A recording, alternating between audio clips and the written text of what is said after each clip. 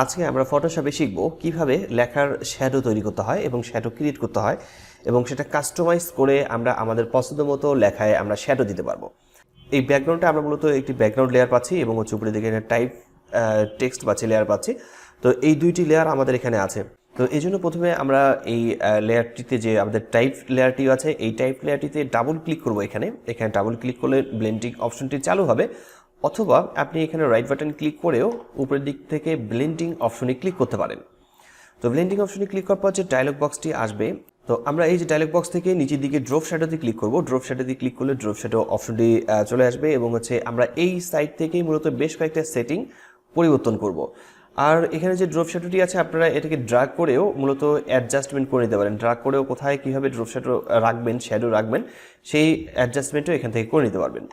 তো প্রথমে এখানে থাকছে নর্মাল মুডে এবং অপাসিটি আমরা এখান থেকে রাখবো 35। আমরা এখান থেকে 35 সিলেক্ট করছি।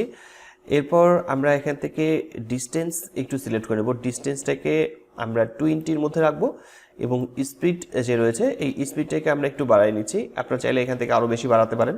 তো আমি এখান থেকে স্পিড রাখছি 20 এর পাশাপাশি 20 পর্যন্ত রাখবো এবং সাইজ এখান থেকে আপনারা চাইলে ঠিক করে নিতে পারেন। আমি সাইজ এখান থেকে রাখছি আপাতত 0। আমি সাইজটাকে একটু বাড়ায় রাখছি, 10 পর্যন্ত রাখবো। সাইজটাকে 10 পর্যন্ত রেখে দিচ্ছি। এরপর আমরা নতুন আরও একটি শ্যাডো তৈরি করে নেব। এখান থেকে ড্রপ শ্যাডো যে প্লাস আইকনটি আছে, এখানে ক্লিক করলে আরও একটি শ্যাডো তৈরি হবে এবং নিচের শ্যাডো এটি এবং উপরের শ্যাডো এটি। এর সাইজটাকে আমাদেরকে একটু বাড়াতে হবে, স্পিডটাকে আমরা একটু বাড়িয়ে নেব। এরপর আমরা এখান থেকে ডিস্টেন্সটাকে একটু বাড়িয়ে নেব। এরপর অপাসিটি যে রয়েছে এই অপাসিটি একটু বাড়িয়ে নেব। তাহলে এখানে দেখতে পাচ্ছেন যে এখানে মূলত শ্যাডোটি ক্রিয়েট হচ্ছে। এরপর এই শ্যাডোতে প্লাস সাইনে আরও একবার ক্লিক করছি, আমরা আরও একটি শ্যাডো পাচ্ছি এবং এই শ্যাডোটিতে ক্লিক করে আমরা এই শ্যাডোটিতে ক্লিক করবো। সবার শেষে যেটা তৈরি করেছিলাম সেখানে ক্লিক করে আমরা এটাকে আরেকটু বাড়িয়ে নেব। তারপর স্পিডটাকেও আমরা একটু ঠিক অ্যাডজাস্ট করে নিচ্ছি। আমাদের পছন্দ মতো আমরা এখানে অ্যাডজাস্টমেন্ট করে নেব। নেওয়ার পর দেন আমাদেরকে ওকে লেখাতে ক্লিক করতে হবে। আমরা দেখতে পাচ্ছি যে এখানে ইফেক্ট মূলত চলে আসছে, 3টি ড্রপ শ্যাডো ইফেক্ট চলে আসছে। এখন এই 3টিকে মূলত আমাদেরকে লেয়ারে কনভার্ট করতে হবে। লেয়ারে কনভার্ট করার জন্য আমরা FX এখানে দেখতে পাচ্ছি, FX-এ এখানে রাইট বাটন ক্লিক করব এবং নিচের দিকে ক্রিয়েট লেয়ারসে ক্লিক করব। এরপর ওকে লেখাতে ক্লিক করলে এই কয়েকটি লেয়ারে কনভার্ট হয়ে যাবে।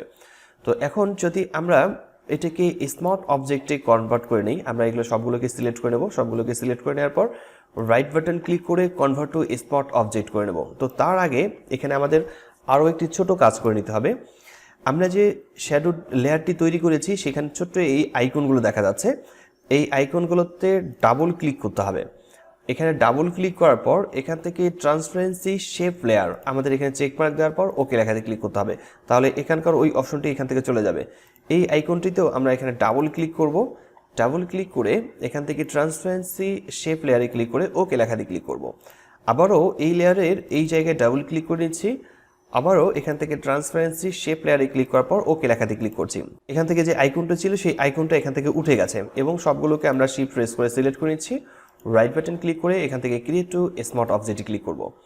এখন যদি আমরা এই লেয়ারটাতে ক্লিক করে রেখে Ctrl+T প্রেস করে ফ্রি ট্রান্সফর্ম টুল সিলেক্ট করে নিই। নেওয়ার পর আমরা এখানে রাইট বাটন ক্লিক করব। রাইট বাটন ক্লিক করার পর আমরা ডিস্টর্ট লেখাতে ক্লিক করছি। ডিস্টর্ট লেখাতে ক্লিক করে আমরা যে জায়গাগুলোতে অ্যাডজাস্টমেন্ট করতে চাই, যেমন আমাদের এই নিচের দিক থেকে আমি এই জায়গাটাকে অ্যাডজাস্ট করে নিচ্ছি, এই জায়গাটাকে আমি একটু অ্যাডজাস্ট করে নেব। আমাদের দরকার হচ্ছে ইফেক্টটা শুধুমাত্র লেফট সাইডে আসবে, সেই জন্য আমরা এই অ্যাডজাস্টমেন্টটাকে ঠিক করে নিচ্ছি। উপরের দিক থেকে আমি এইটাকে অ্যাডজাস্টমেন্ট ঠিক করে নেব। দেন এরপর রাইট বাটন ক্লিক করে এখান থেকে র্যাপ লেখাতে ক্লিক করে নিচ্ছি। এখন আমরা এই শেপটাকে ধরে আমরা এই শ্যাডোটাকে আমরা আমাদের পছন্দ মতো এখান থেকে ঠিক করে নিতে পারছি। আপনারা আপনাদের পছন্দ মতো শ্যাডোটাকে এখন অ্যাডজাস্টমেন্ট করে নিতে পারবেন। আবার এখানে বেশ কয়েকটি অপশন আছে, যেমন স্প্লিট, র্যাপ, ভার্টিক্যাল। এখানে ক্লিক করে যদি আপনারা এখানে ক্লিক করে নেন যে আমাদের দরকার শুধুমাত্র এই জায়গাটাতে, এখানে ক্লিক করে নেওয়ার পর আপনি এটাকে বাড়াতে পারবেন আবার কমাতে পারবেন। আমি এই জায়গাটাকে অ্যাডজাস্টমেন্টটাকে ঠিক এভাবে রাখছি। দেন ওকে।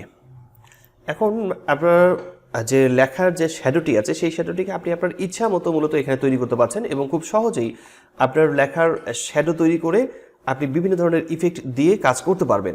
আজকের টিউটোরিয়ালটি এখানেই শেষ করছি। দেখা হচ্ছে ফটোশপের নতুন কোনো টিউটোরিয়ালে। ততক্ষণ পর্যন্ত সবাই ভালো থাকবেন আর সুস্থ থাকবেন।